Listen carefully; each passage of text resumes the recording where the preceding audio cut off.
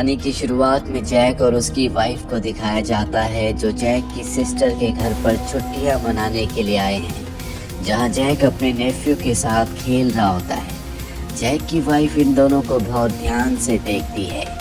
दरअसल अभी तक इनका कोई बच्चा नहीं है, इसीलिए रात को जब ये अपने घर वापस लौट रहे होते हैं तो जैक की वाइफ कहती है कि मुझे भी एक बच्चा चाहिए। हालांकि जैक अभी इसके लिए तैयार नहीं है, लेकिन अपनी वाइफ के कहने पर वो हाँ कह देता है। और ठीक उसी वक्त एक ट्रक इनकी कार को टक्कर मारता है, जिससे इनकी कार का एक बहुत बड़ा एक्सीडेंट हो जाता है। 1 साल बाद हमें पता चलता है कि उस एक्सीडेंट में जैक की वाइफ की मृत्यु हो गई थी। अब वो इस दुनिया में अकेला है, इसीलिए वो अपना घर छोड़कर एक आइसोलेटेड जगह पर रहने के लिए आ गया है, जहाँ पर वो अपनी कैट के साथ रहता है। उसकी सिस्टर चाहती है कि जैक भी उनके साथ रहे, इसीलिए वो बार बार उसे कॉल करती है और अब वो उसे कन्विंस कर लेती है कि वो उनके साथ उनके घर पर रहने के लिए आए। जैक अपनी कैट को लेकर एयरपोर्ट पर पहुंचता है और जब वो लाइन में खड़ा होता है तभी अचानक से एयरपोर्ट की सभी मशीनें खराब हो जाती हैं। सारे प्लेन ऑटोमेटिक कैंसिल होने लगते हैं। उसी समय सभी लोगों के फ़ोन में इमरजेंसी मैसेज आ जाता है और अब सब के सब एयरपोर्ट से अपने घर के लिए निकल जाते हैं, जिस वजह से रास्ते में बहुत ज़्यादा ट्रैफिक हो जाता है।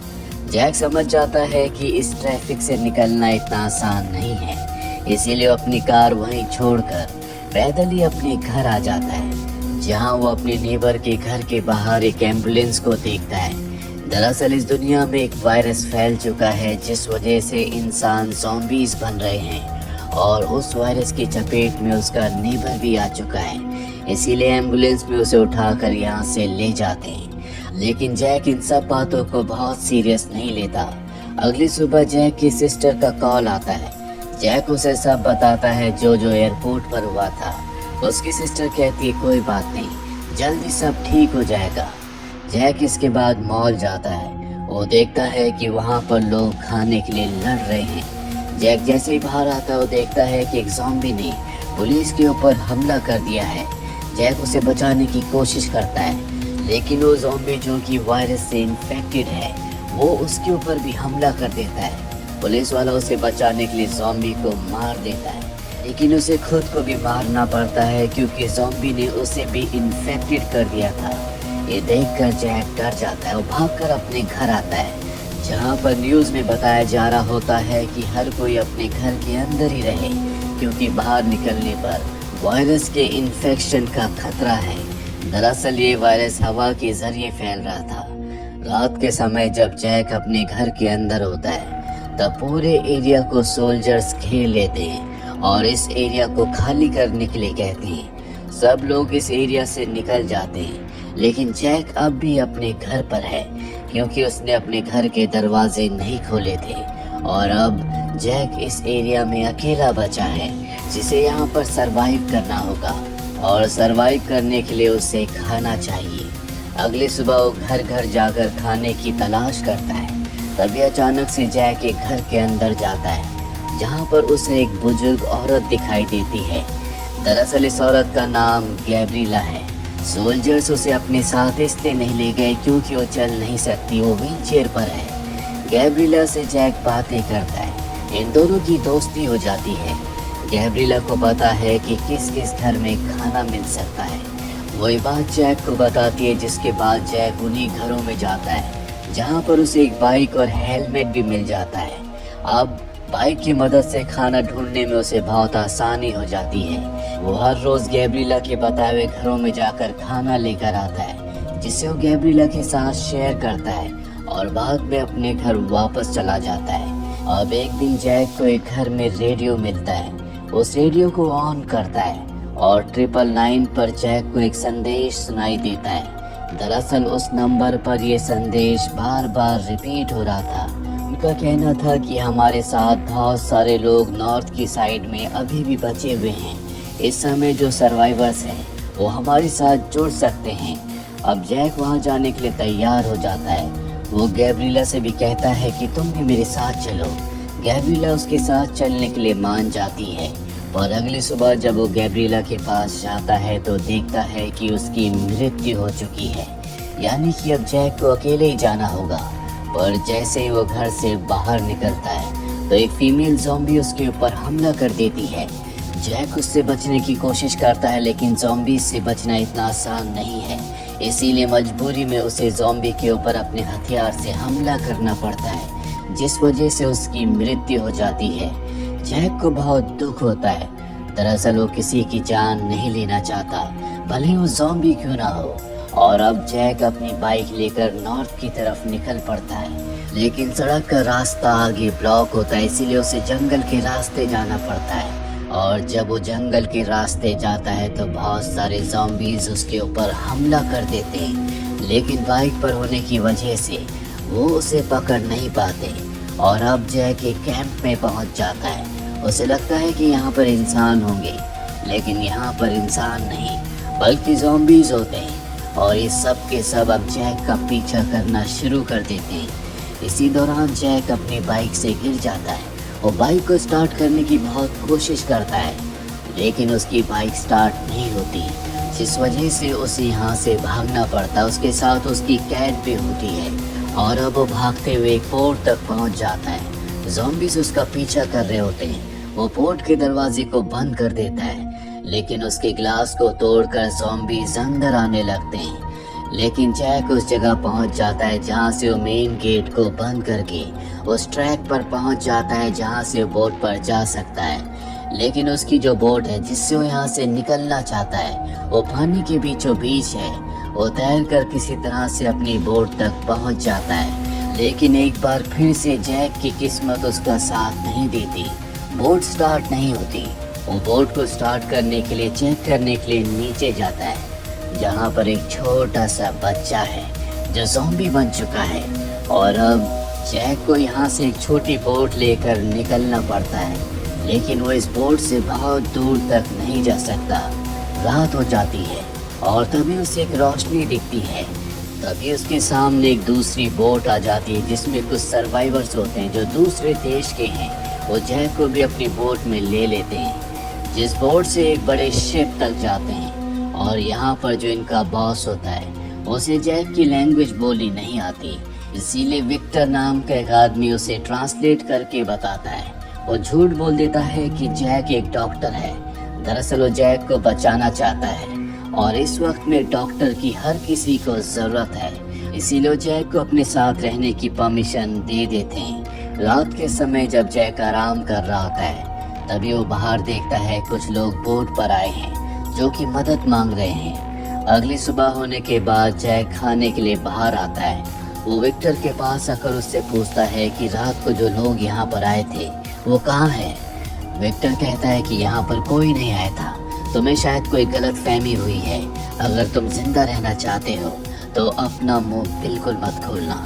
और विक्टर उसे लेकर बॉस के पास जाता है। दरअसल उसका बॉस जैक से पूछ रहा होता है कि इन लोगों को ज़रूरत का सामान कहाँ मिलेगा। फिर जैक मैप पर निशान लगाकर उसे इशारे से बताता है कि हमें यहाँ पर ज़रूरत का सामान मिल सकता है। इसके बाद जैक बाहर आता है।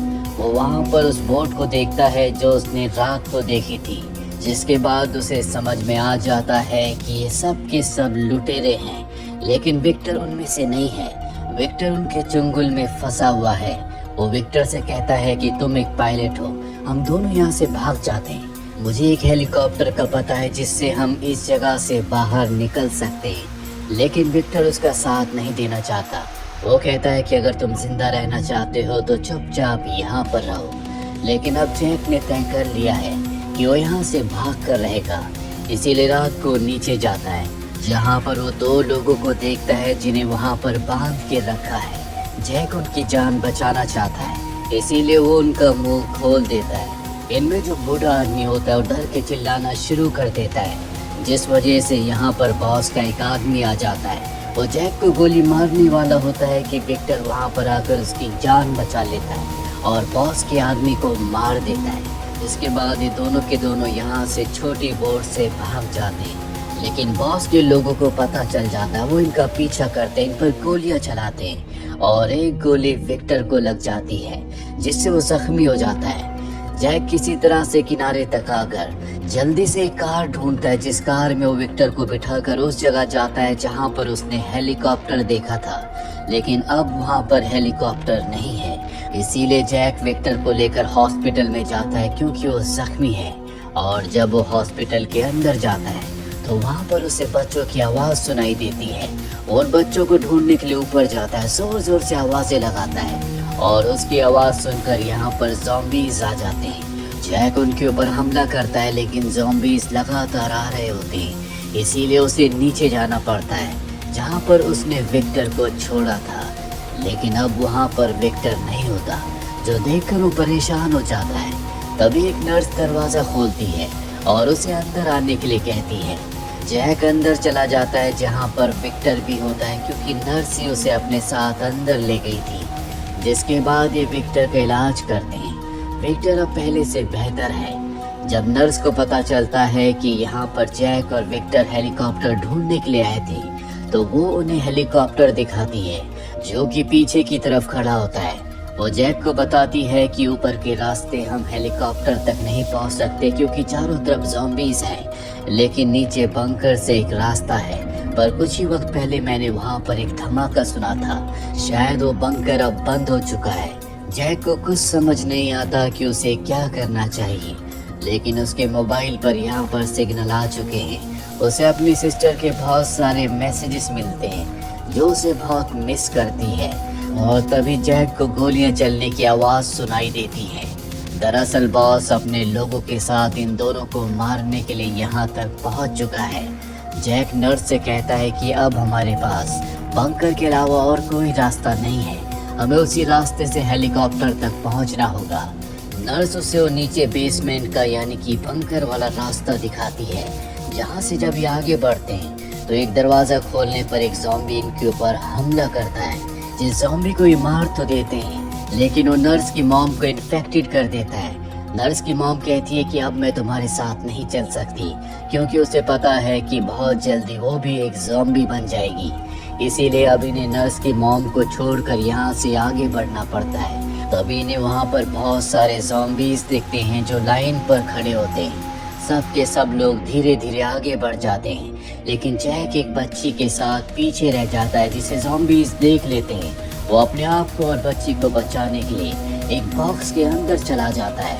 वहीं नर्स के साथ जितने भी बच्चे होते हैं सब के सब अंदर जाकर दरवाज़ा बंद कर देते हैं। ज़ॉम्बीज अब दरवाजे को खोलना चाहते हैं पर इनकी किस्मत इनका साथ देती है। यहाँ पर बॉस के लोग आ जाते हैं जो ज़ॉम्बीज को गोलियों से भून देते हैं। उन्हें नहीं पता होता कि यहाँ पर जैक, विक्टर, नर्स और बच्चे भी हैं, इसीलिए वो लोग यहाँ से चले जाते हैं। और अब ये सब के सब बाहर आते हैं।